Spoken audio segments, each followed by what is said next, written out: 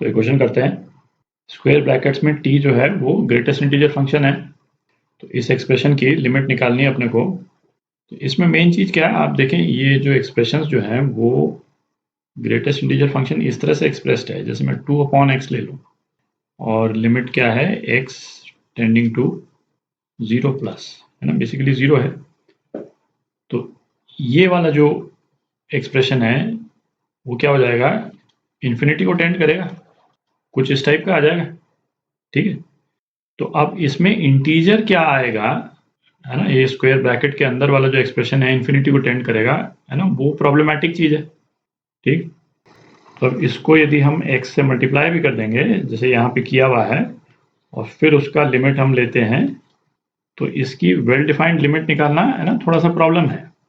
अच्छा, दूसरा क्या, ग्रेटेस्ट इंटीजर फंक्शन को, जैसे ये 2/x है, हम इसको इस तरह से नहीं लिख सकते हैं, है ना, इसको ये दोनों टर्म्स को अलग सेपरेट करके ग्रेटेस्ट इंटीजर फंक्शन नहीं लिख सकते हैं, है ना, ये तो ऑब्वियस ही है। आप, है ना, एक छोटा सा हम एग्जांपल यदि ले लें, जैसे, है ना, हम 3.2/1.6 इसका ग्रेटेस्ट इंटीजर फंक्शन यदि हम लेते हैं दोनों कंबाइन करके, तो ये क्या आ जाएगा, ग्रेटेस्ट इंटीजर फंक्शन 2 जो कि 2 के बराबर। यदि हम इसको सेपरेट कर देते हैं, ये 3.2 अलग और ये 1.6 अलग, तो ये तो बेसिकली क्या हो गया, ये तो 3/1 हो गया जो कि 3 आ गया। तो इसका मतलब क्या है कि इस एक्सप्रेशन को हम इस तरह से नहीं तोड़ सकते। ठीक, तो इसमें हम क्या करेंगे, जो फ्रैक्शनल पार्ट फंक्शन हमने किस तरह से डिफाइन किया था, x minus greatest integer function. ठीक है, और तो ग्रेटेस्ट इंटीजर फंक्शन जो है वो क्या हो गया, x minus fractional part function हो गया। ठीक है, तो थोड़ी जगह बना लेते हैं। तो ये करने से हमको फ़ायदा क्या होगा, ये जो टर्म्स जो दी हुई है हमारे को, एक रेशो दे रखा है ग्रेटेस्ट इंटीजर फंक्शन के रूप में, इसको हम क्या लिख सकते हैं, 2/x minus fractional part function of 2/x। ठीक, अब ये x की वैल्यू चाहे जो हो, ये तो हमको मालूम ही है कि फ्रैक्शनल पार्ट फंक्शन जो है वो 0 और 1 के बीच में होता है। इसकी रेंज जो है वो 0 से 1 के बीच में वेरी करती है, 1 इंक्लूडेड भी नहीं है। ठीक है, और चूंकि ये ब्रैकेट वाले हर टर्म जो है वो x से मल्टीप्लाइड है, तो इसको यदि हम x से मल्टीप्लाई कर देंगे और x टेंडिंग टू 0, तो इन दोनों टर्म्स का मल्टीप्लिकेशन ये तो 0 को टेंड कर ही जाएगा, दिख रहा है, क्योंकि ये तो 0 से 1 के बीच में ही है, मल्टीप्लाइड बाय समथिंग जो कि 0 को टेंड कर रहा है, तो ये तो 0 हो जाएगा।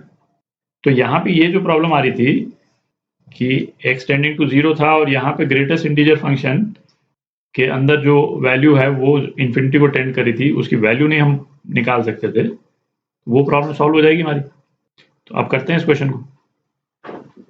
तो इस एक्सप्रेशन को लिखते हैं, limit x tending to 0 plus x multiplied by, ठीक है, ग्रेटेस्ट इंटीजर फंक्शन अभी अपन ने देखा है, इसको क्या लिख सकते हैं, x minus fractional part function, तो इसको हम लिखते हैं 1/x minus fractional part function 1/x, इस तरह से लिख सकते हैं, plus 2/x minus fractional part function of 2/x। ठीक है, एंड सो ऑन, और ये कहाँ तक जा रहा है, 15/x तक, तो इसको हम लिखेंगे 15/x minus fractional part function of 15/x। ठीक, तो इसको हम क्या लिख सकते हैं, limit x tending to 0 plus x multiplied by 1/x plus 2/x, इसको एक साथ कर लेते हैं 15/x तक। ठीक है, और माइनस x इंटू ये सारे फ्रैक्शनल पार्ट फंक्शन, इनको एक साथ कर लेते हैं, है ना, 1/x प्लस ये 2/x और ये कहाँ तक है, 15/x तक। ठीक है, ये हो गया। तो अब इसको x से मल्टीप्लाई कर देंगे तो ये तो सारे कैंसिल आउट हो जाएंगे, नीचे वाले x तो कैंसिल आउट हो जाएंगे, तो पहले वाले ब्रैकेट में क्या रह गया, केवल 1 प्लस 2 प्लस, और ये कहाँ तक रह गया, 15 तक, माइनस यहाँ पे जीरोस को हम मल्टीप्लाई कर रहे हैं इन टर्म से, और हर एक टर्म जो है वो 0 से 1 के बीच में ही है, हर एक टर्म जो है वो 0 से 1 के बीच में क्या है, उसको हमको निकालने की जरूरत ही नहीं। ठीक है, तो ये क्या आ जाएगा, ये पूरा का पूरा 0 हो जाएगा, हर एक के साथ में हम 0 को मल्टीप्लाई कर रहे हैं, x 0 को टेंड कर रहा है। तो 1 से 15 का एडिशन, तो ये 120 आता है ना, n n+1/2 आप कर दें तो 1/120, तो ये आपका आंसर सी पार्ट। तो इक्वेशन करते हैं, बेसिकली इस एक्सप्रेशन की लिमिट निकालनी है एक्सटेंडिंग टू 0 पे।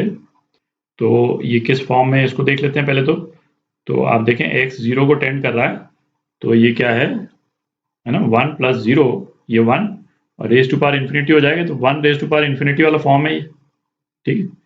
अच्छा, 1 रेज़ टू पावर इन्फिनिटी वाले में जो स्टैंडर्ड रिजल्ट अपन यूज करते हैं वो क्या होता है, यदि limit x tending to 0 1 + fx raise to power 1/gx, और fx और gx दोनों की दोनों 0 को टेंड करेंगे यदि x 0 को टेंड करेगा, है ना। मतलब limit x tending to 0 fx और limit x tending to 0 gx, ये 0 होना चाहिए, ठीक है। तो उस वाले केस में लिमिट जो है वो क्या हो जाती है, e raise to power limit x tending to 0 fx/gx, है ना। ये स्टैंडर्ड रिजल्ट तो अपन देख चुके हैं, तो इसी को लगाएंगे अपन सीधा। तो ये जो ऊपर वाला जो पोर्शन है ये वाला, इसको अपन सीधा कैलकुलेट कर रहे हैं यहाँ पे। तो limit x tending to 0 plus tan square root x, ये तो fx हो गया अपॉन 2x, है ना। दोनों 0 को टेंड कर रहा, दिख ही रहा है न्यूमरेटर डिनोमिनेटर, तो ये 0/0 वाला फॉर्म आ गया, तो लोपिटल लगा देते हैं, लोपिटल रूल। तो ये क्या हो जाएगा, limit x tending to 0 plus twice tan root x, फिर tan अंडर रूट x का differential sec square root x, और उसके बाद रूट x का डिफरेंशियल 1/2 नीचे आ जाएगा अंडर रूट x, ठीक है। और डिनोमिनेटर का डिफरेंशियल क्या हो गया, 2 हो गया, ठीक। तो अब अपन लिमिट लगा सकते हैं, इस 2 को एलिमिनेट कर देते हैं। अच्छा, tan रूट x अपॉन ये वाला रूट x मैं यहाँ लिख देता हूँ, यहाँ से हटा देते हैं, तो tan root x by root x, है ना, ये 1 हो जाएगा। sec square root x tending to 0, ये भी 1 हो गया, तो 1/2 बच गया। तो अपने पास में ये लिमिट की वैल्यू जो है वो क्या आ गई, p की वैल्यू जो आ गई अपने पास में e रेज़ टू पावर 1/2 आ गई।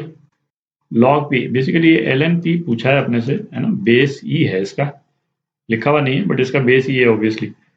तो ln p जो है वो कितना हो जाएगा, हाफ, है ना। तो ये आपका आंसर 1/2, है ना, सी पार्ट।